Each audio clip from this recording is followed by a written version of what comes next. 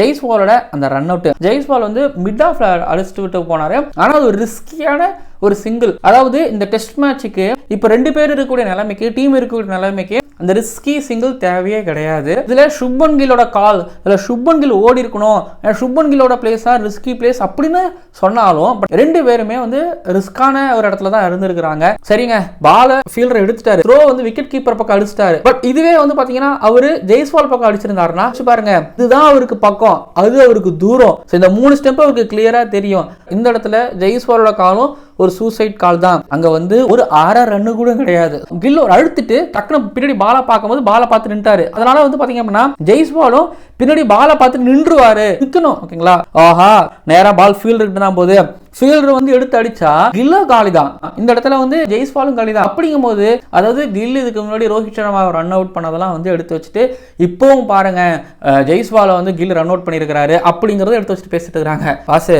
கோலியும் ரோஹித் சர்மா விளையாடும் போது எத்தனை தடவை தெரியுமா விராட் கோலி அவர் ரன் அவுட் ஆகியிருக்காரு. ஸோ இது எல்லாமே வந்து பார்த்தீங்க அப்படின்னா அந்த கம்யூனிகேஷன் மிஸ் ஆகிறது தான். இத்தனைக்கும் ரோஹித் கோலி 2 பேரும் சேர்ந்து பல 100 பார்ட்னர்ஷிப் போட்டவங்க. பட் அவங்களுக்குள்ளேயே இந்த மாதிரியான எரர்ஸ் நடக்கும்போது என்ன பாஸ், இதெல்லாம் பெருசு கிடையாது பாஸ்.